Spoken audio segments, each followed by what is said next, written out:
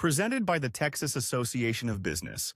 Thank you all so much for your time, for your efforts. My name is Imran Khan. I am working with the TCCE alongside of the TAB and the U.S. Chamber of Commerce to help build this webinar around how we can help get these resources and everything to support the flood victims in recent counties. First of all, I would like to thank all our speakers, and especially I'd like to introduce Michael Gallops, the volunteer coordinator for disasters and tragedies with the TCCE. Michael, thank you so much for your time. I know you're at a conference, so thank you so much. I'd like to introduce Michael Gallops, and let's get started.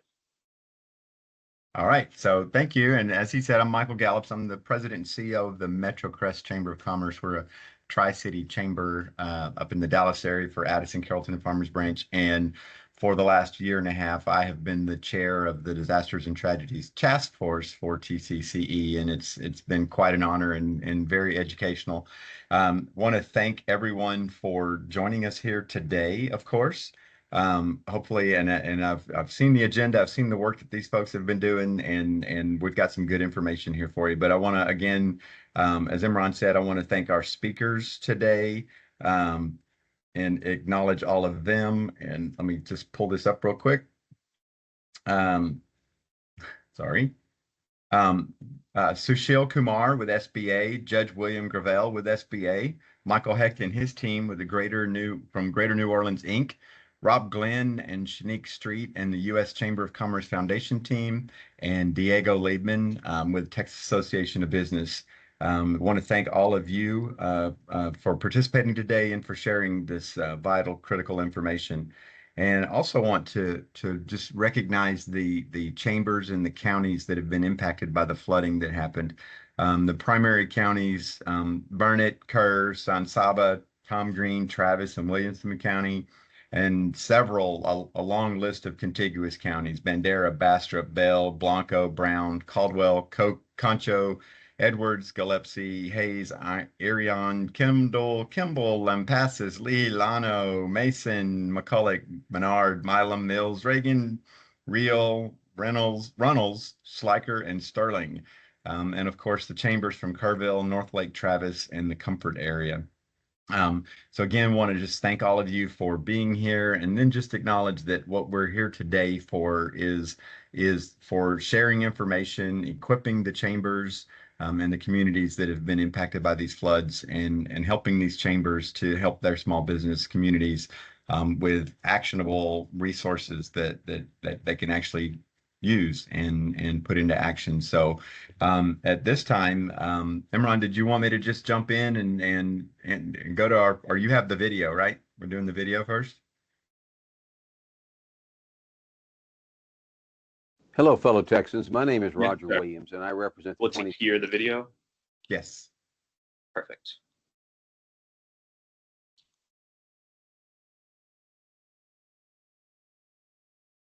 District of Texas in the United States Congress.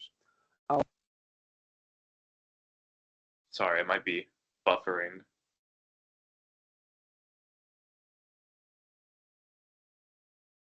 So I had the honor of serving as chairman of the House Committee on Small Business.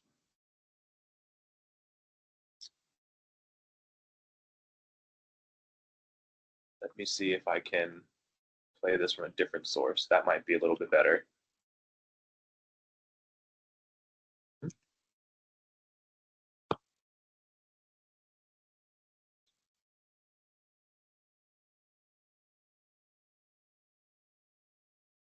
Is everyone able to hear it now? Hello, fellow Texans. My name is Roger Williams, and I represent the 25th District of Texas in the United States Congress. I also have the honor of serving as chairman of the House Committee on Small Business. I want to say thank you to the Texas Association of Business, Texas Chamber of Commerce executives, and the U.S. Chamber of Commerce for bringing us together today. I also want to thank all local chamber leaders and economic development professionals and small business advocates for joining this important discussion.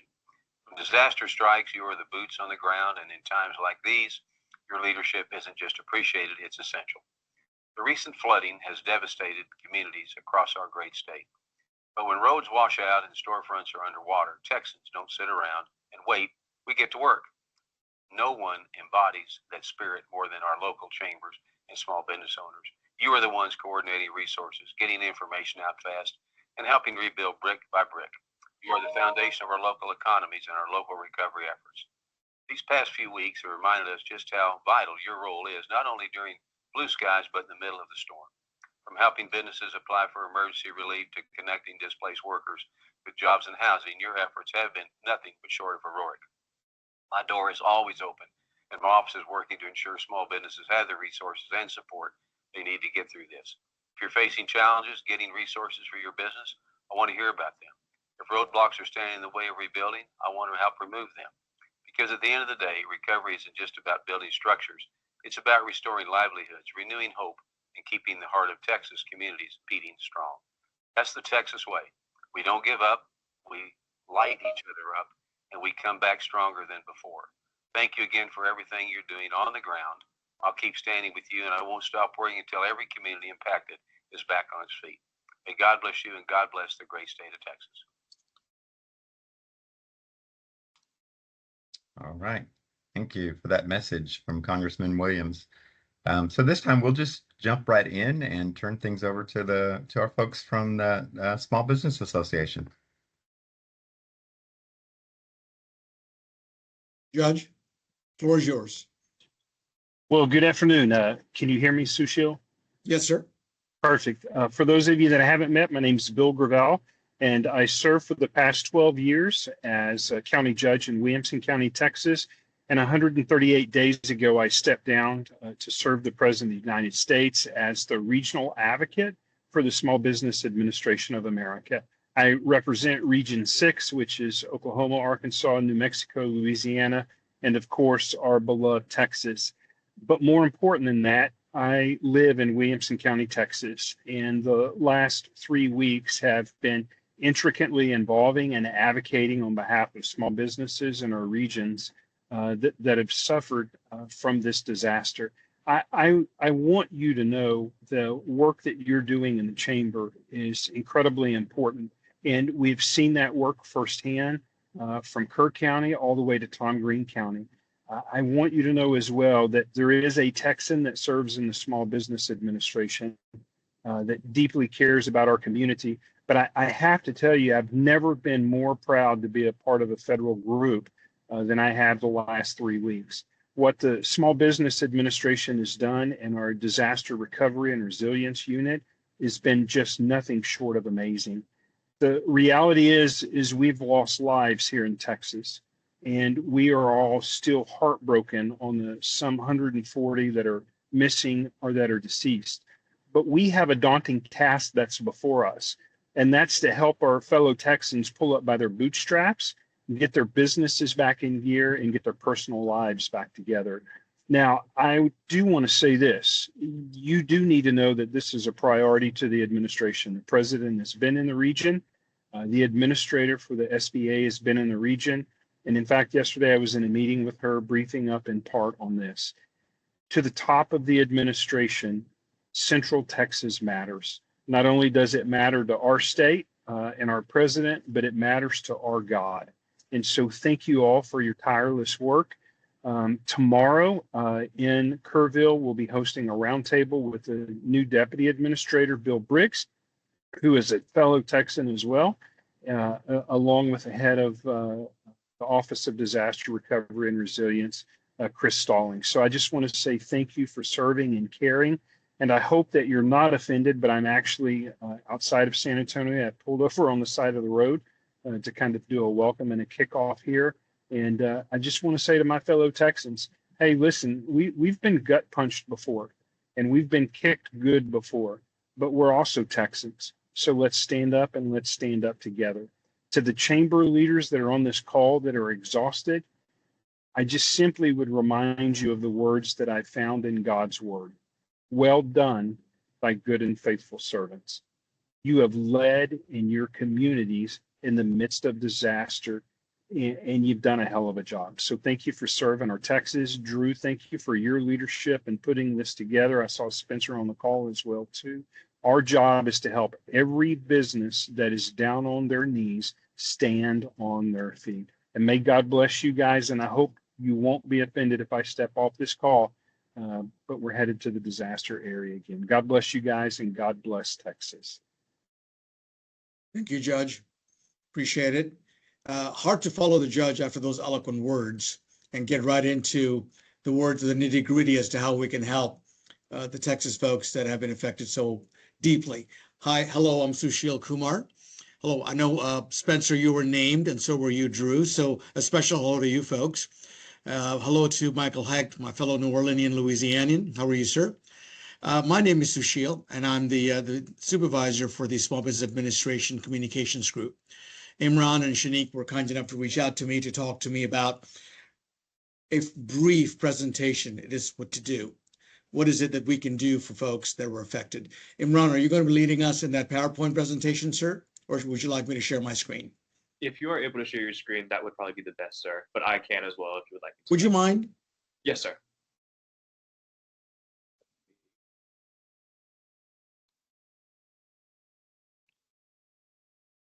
It's a brief PowerPoint that talks about who we are, what we do, and how we do things.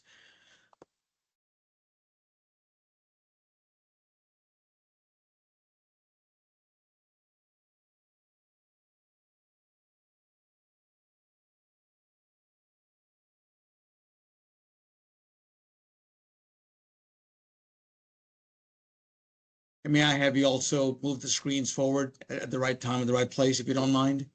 Yes, sir. Thank you, sir. So for the folks who are on the call who may know about us, bear with me. I'm going to be repetitious in terms of content and what you folks may already know, but we're the largest source of funds for privately damaged properties post-disaster. Pure and simple. In every disaster, the first line of defense is your insurance company. And we come right behind it in the form of low interest rate disaster loans, not only for businesses, private nonprofits that are deemed non-essential by FEMA, but we're also the lead funder for homeowners and renters. A lot of folks don't realize that because the word B, business, is embedded in our name. So Small Business Administration is the largest source of funds for that gamut of society that you'll see right below the bulletin. Right, next slide, please. This is the disaster area that Michael was talking about when he introduced us. Hello, Michael. The incident period, very specifically, is between July 2nd and July 18th. Why is that important? Because in the checklist of questions provided by Imran to me in terms of eligibility, the incident period is of importance. If your disaster damages occurred on July 1st, it's ineligible. If it's 2nd to the 18th, absolutely. The declaration number, the 60-day physical deadline timeframe, September 5th, that's a statutory importance. And then economic injury. The definition of that, for most people on this call, is pretty obvious. Your inability to pay your bills on time as a result of the flooding event. And that pretty much crimps your supply chain. One man's bills, another man's revenue. It pretty much affects across the board, across various sectors. We want to make sure that we are able to lend you the money up to $2 million. Primary counties listed, Burnett, Kerr, all the way to Williamson, where the former judge is from. The contiguous counties are also listed. Next slide, please. And we're more than glad to share this with you folks for your personal uses. We have what we call a green fact sheet that goes over what the specificity of our program is. And we have two types of loans, the physical disaster loans, and then, of course, the economic injury that we just finished talking about. Physical damages, very straightforward. Hey, my home got damaged, my personal property, including automobiles, got damaged, my facade on the business got damaged, my inventory, my fixed assets, my truck. Those are very specifically the examples of physical disaster. On the economic injury side is that soft tissue. I can't pay my bills on time, folks. So guess what do? I seek assistance from the Small Business Administration. Next slide, please. Why do you want to apply for an SB disaster loan? Low interest rates. Let me give you an example. I'm not going to read every one of those, but very specifically, a bank loan today for an economic injury loan, if you were to go to a bank, it's going to be a prime plus. Prime is in the 7s right now, and they'll add a factor of 2 to 3 percentage points on top of it. Our interest rate, because we borrow from the Treasury, is a fixed 4%. Here's the other part. 30-year terms, no prepayment penalty, no cost to apply, and your first payment is due a year from the time you take your first disbursement. Guess what? Banks, credit unions, the CDFIs, none of them are able to offer that because statutorily we're empowered by Congress to make these types of loans to help get the economy back on their feet. Next slide, please. This is my bread and butter slide, literally. $2 million for business loans, economic injury included. So for example, if Michael has a business and he only needs $500,000 to repair his business, physical damages wise, potentially if his business qualifies for cash flow, he can borrow the remaining $1.5 million. And that money can be used for payroll. I'm sorry. Okay, can be used for payroll, can be used for inventory purchases, can be used very specifically to make those payments that are part of your accounts payable. Accounts payable is what we call current liabilities. Guess what current liabilities are a part of? A working capital ratio. Your working capital ratio is important for your bank. If you fall below 1, you're technically insolvent. So what is my job at the SBA? My job at the SBA is to get those business owners through the process and make sure they get the monies that they need so they can pay their bills on time. Homeowners can borrow up to $500,000 for their primary residence. Secondary residences that are used for rent purposes, we can very much qualify that as a business side because that's a Schedule E item. Personal property, including automobiles, up to $100,000, and there's mitigation money available. To give you an idea, there are materials now out there. For example, I'll use the example in Alabama after Hurricane Sally. IBHS, they are the standard bearer of all things fortify. They did some research and found out that the claims to the insurance company were reduced by 78%. 78%. And the average claim came down as a result of materials that business owners used and homeowners used.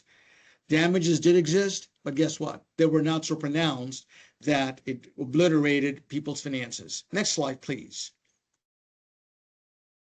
What's the eligibility? Imran was kind enough to send me a 4 or 5, 6 questions. Materials, toolkits for chambers. We'll go over that. What should businesses prepare for applying for an SBA disaster loan? We'll go over that. Typical loan amount, we just talked about it. And who's eligible to apply? We talked about that too. So eligibility, you've got to be in the damaged area. If you're in Houston and you apply for this, it's not going to work because Houston was not part of the damaged area. Credit history. If you have a credit score of 570 or better, chances are, if you pay your bills on time, for the most part, the money is yours. And repayment. Not only do we need to see the willingness to repay, but the ability to repay, which is measured by cash flow. We require hazard insurance in all of our loans. So Sarah, if you were to borrow money from us, and guess what? We're going to say, would you please have insurance on it? Because next time, if it happens again, it's not a question of if, but when. All you have to do is go to the insurance company and say, this is my damages, please take care of me. And then you can come back to us for the deductibles or the portion that the insurance company doesn't pay. So our program is not only for the uninsured, but the underinsured.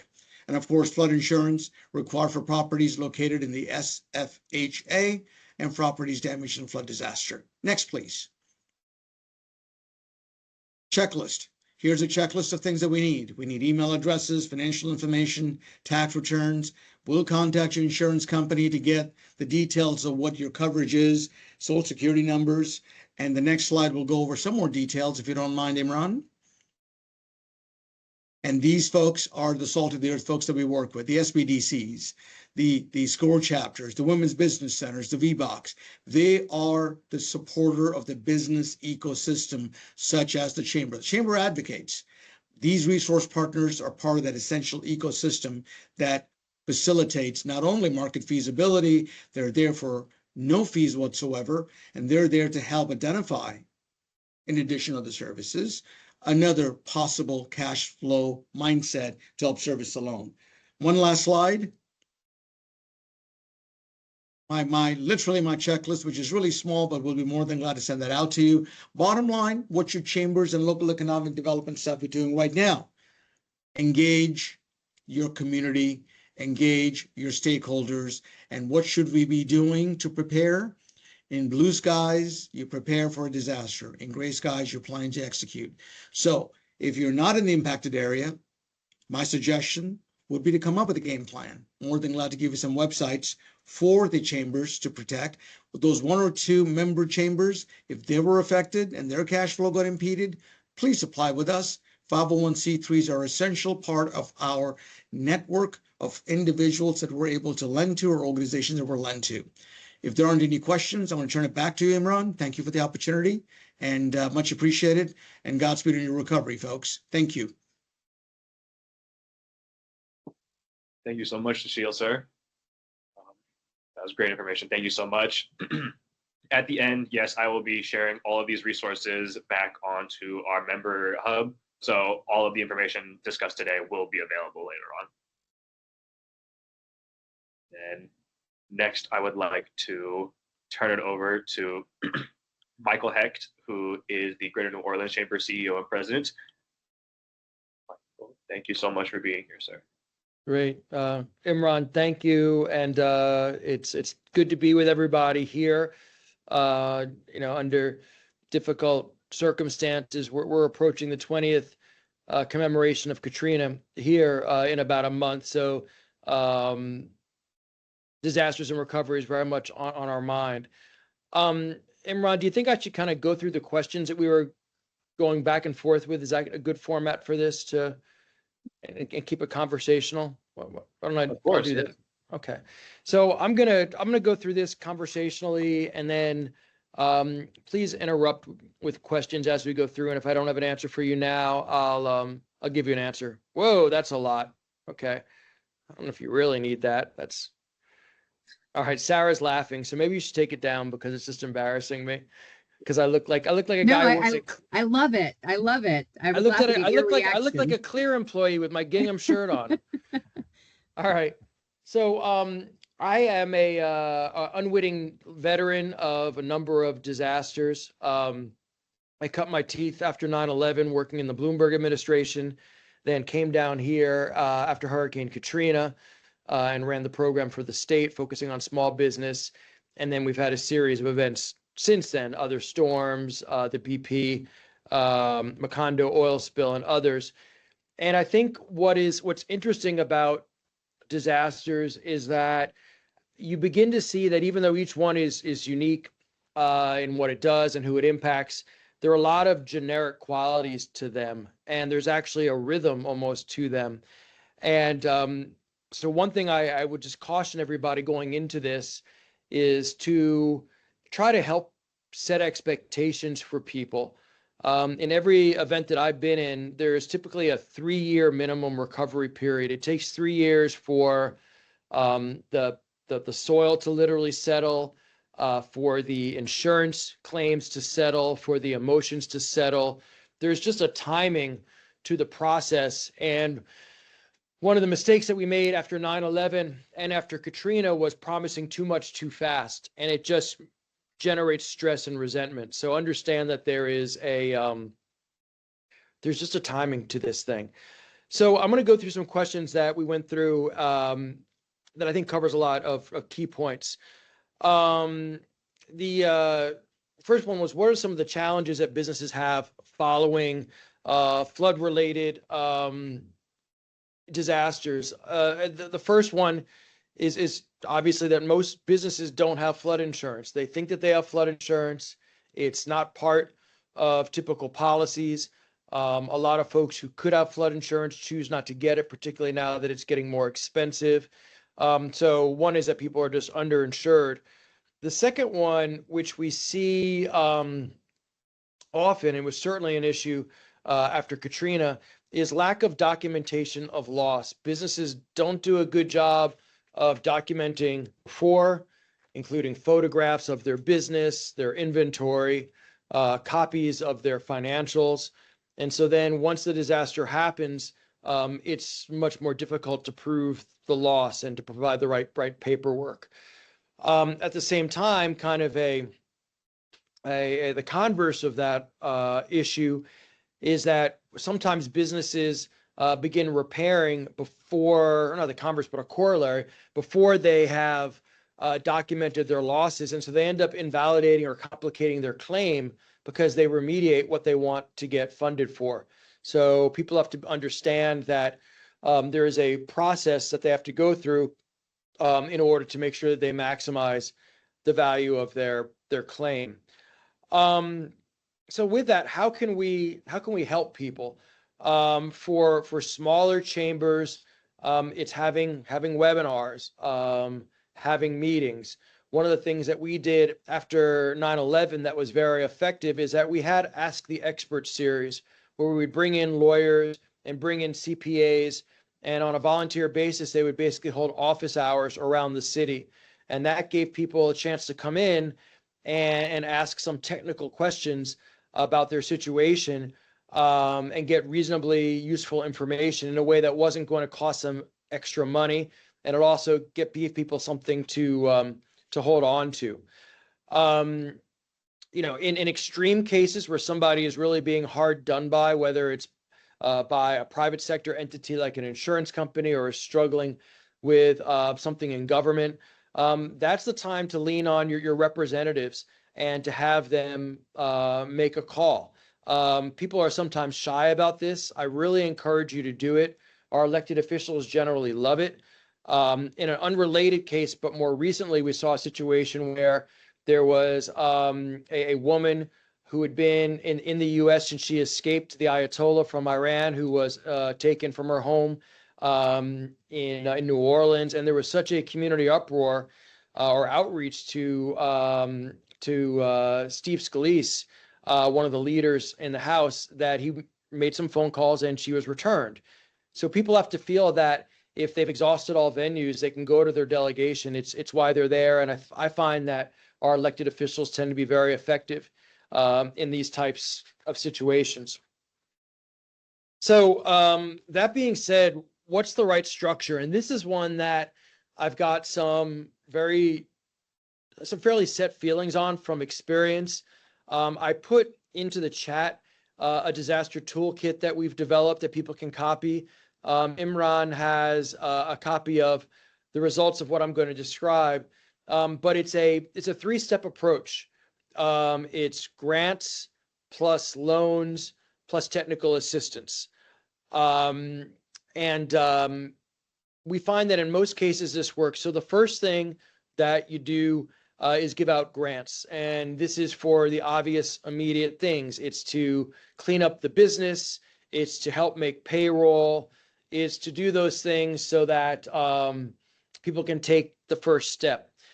In the case of Hurricane Katrina, as well as what we were doing in New York City, I believe, although it was a long time ago, it was a $20,000 grant funded by CDBG funds. And then the loan program was up to $100,000. The loans were as gentle as you could possibly be.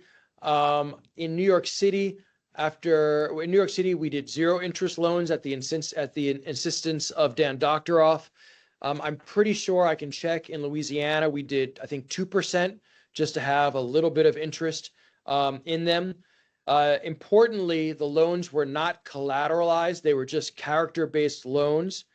And here's what I want to tell you, which is just shocking about it in a good way. Both in New York City and in Louisiana, when we had these non-collateralized loan programs, the repayment rate was between 92 and 94%. People were just so proud of their business and their community that they tended to make good at a rate that was about as good or maybe higher than on commercial notes.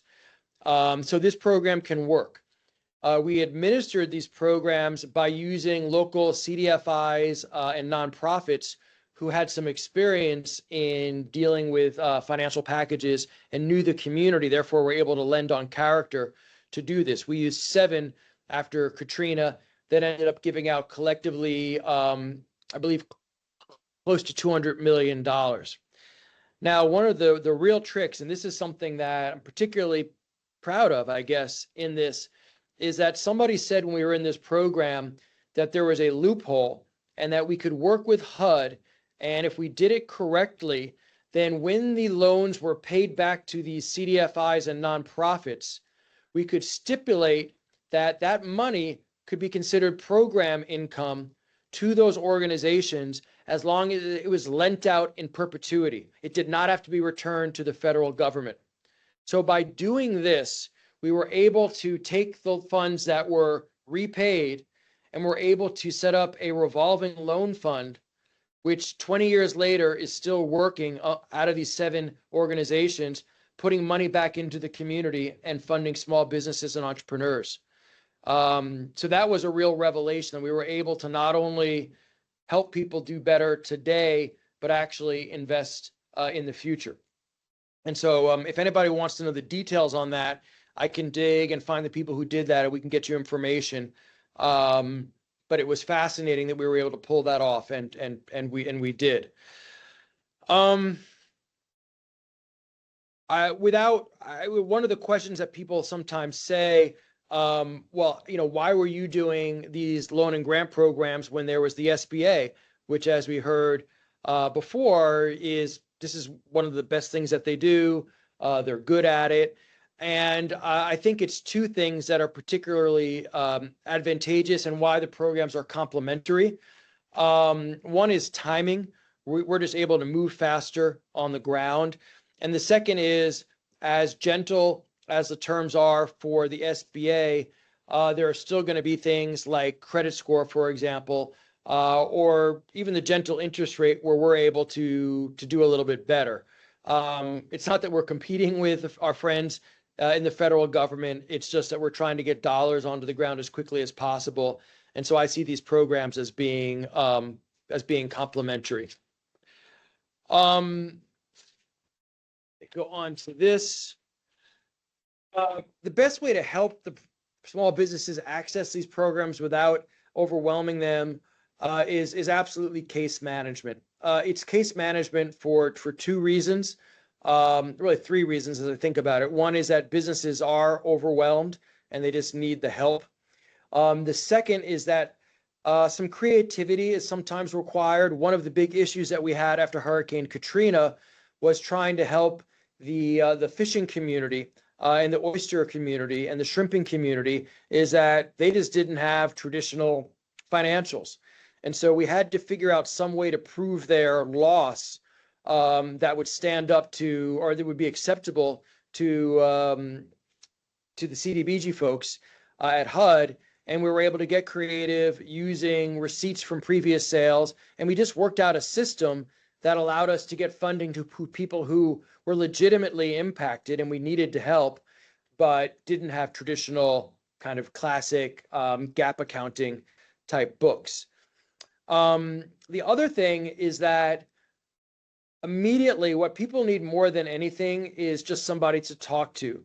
Our role in this is as much therapeutic as it is technical. And one of the things that I learned when I was going around and working with folks immediately after Katrina is that a lot of it just involved people just venting out of frustration, out of despair. And I came to realize that just doing that was actually serving an important purpose in helping them stabilize their lives, themselves, their lives, and their businesses. So as much as we can do case management, using nonprofits, using volunteers, it's very resource intensive, but it just, webinars are great for something like this, but they just don't work when somebody needs really help filling out paperwork for the SBA or for one of our loans or grants, or just needs somebody to talk to about an idiosyncratic issue. We covered that. Okay, reopening in the business community.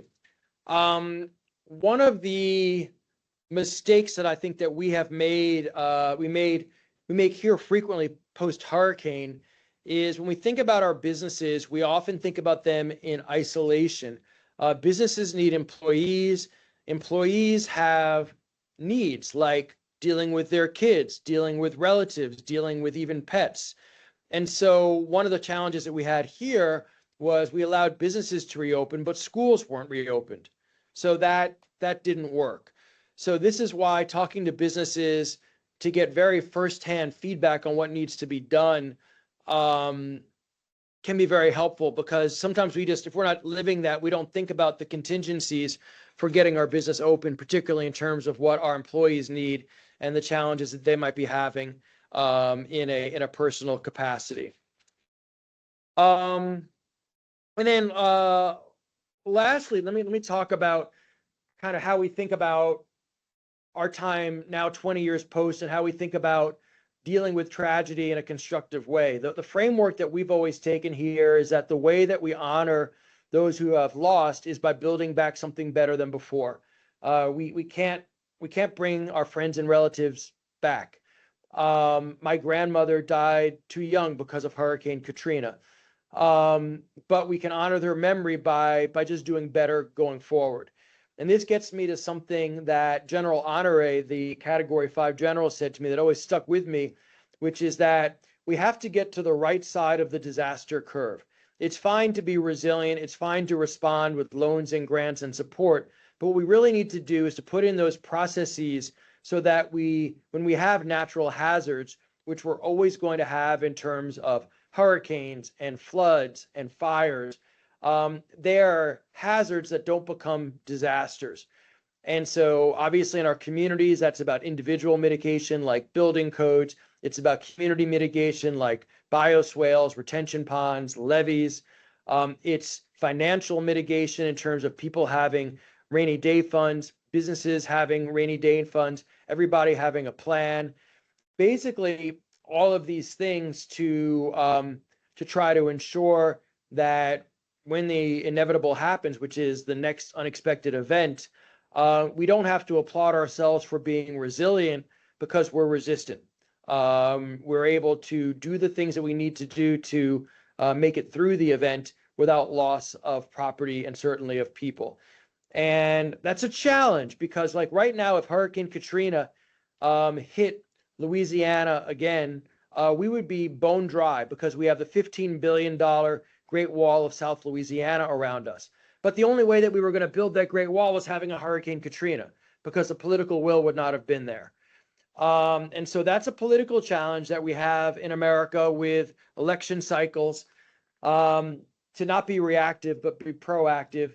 And my best solution for that is to have NGOs like economic development organizations and chambers that can provide continuity across administrations to focus for and advocate for long-term mitigation, because that's really the only way that we're going to get out of this. Let me close down by saying that going forward, I want to offer you 3 resources. I'm happy to talk to folks about our grant and loan program and give you all the paperwork, all the details, give you everything that we've done. There are also 2 other individuals who have indicated they'd be helpful, who have tons of experience, Robin Barnes and Robin Keegan, who are both from here. We worked together in Katrina and are national experts. And all 3 of us are willing to work with whoever to assist. Texas was extraordinary to Louisiana post-Katrina. There's still a lot of Louisianians living in Texas, which is probably inured to your food culture. But we feel a real kinship, and we'll do anything that we can to help you learn from our mistakes and help you help your people out as efficiently as possible.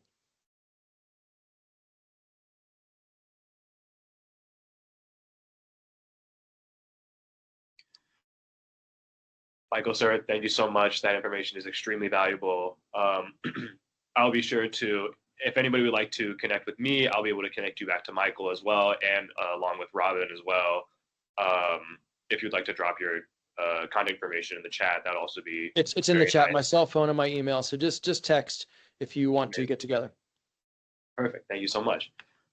All right, now to move on to the U.S. Chamber Foundation side, we have Rob Glenn, the Vice President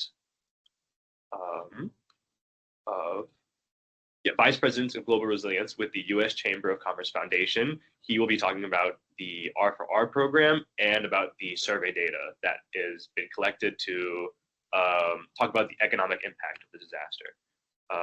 Rob, please, thank you so much for your time. Thanks for organizing this, and it's honor to follow Michael and all the work he's done in New Orleans, and having responded in New Orleans as a National Guardsman, just continuing to see great work being done there, recognizing the 20th anniversary of that event. Yeah, every disaster is a tragedy, and every disaster is different. A lot of what you've heard is really good knowledge, and hopefully you'll take those notes and resources to heart. Our mission at the Chamber of Commerce Foundation is to activate in a rapid and coordinated way to support chambers and specifically small businesses, really in the heart of the disaster. We work directly with chambers, as we have over the last couple of weeks, and assessing needs, looking at where resources are potentially needed, and really helping leaders lead in their communities, knowing how taxing disaster response actually is. So one of the things that we've done at the Chamber Foundation is really track the dollars, the millions of dollars that are flowing into Texas to support communities recover. We have a corporate aid tracker and a resource page that allows those that are well funded on the corporate side to see which nonprofits are actually getting stuff done on the ground. That's a really effective tool to help channel dollars where they need to go to those that are already doing what's needed. On the resource page, we also have featured some of our small business resources as well. We've really we just recently launched the Disaster Help Desk for Small Businesses. It's a digital point where any kind of resource that we are able to access, including some of those that were mentioned on this call, kind of provides a one-stop shop, if you will, for a small business really trying to make sense of either how to prepare for the next disaster or how to find the right resource to recover from this one. I think it may have been Craig Fugate that said this, who's the former FEMA administrator, say that until the economy recovers, the community doesn't recover. So what we've been doing at the foundation is trying to do a better job nationally of collecting data across different disasters. And as states have more responsibility in the future with more disasters occurring, we really want to make sure that there's some consistency of data across the nation when it comes to the economic. So we fielded in partnership with Texas Association of Business and in support of the chambers there, a disruption survey. So I do understand, and I think many of us do that are on the call, like how hard it is to fill out any kind of survey in the days after disaster. We've tried to keep this, a few weeks removed from the event itself, and we're going to share the data back to the chambers and then also to the states that are interested and this disaster data as this project moves forward. I think preparing for the next disaster has been mentioned both by SBA and also Michael's comments too. Recovering is really hard to do. It has an exceptionally long tail. And we're also operating in an environment right now where the next disaster it may not be 3 years away. It could be 3 months or 3 weeks away. So we have a program called Readiness for Resilience. It is funded through a partnership from FedEx. And essentially by completing a checklist and asserting that you have an emergency action plan pre-disaster, a small business that registers with the Chamber Foundation can qualify for a $5,000 grant post-disaster. So, there's so many different sources of capital that are out there. Even just $5,000 really quickly after something happens can be very helpful.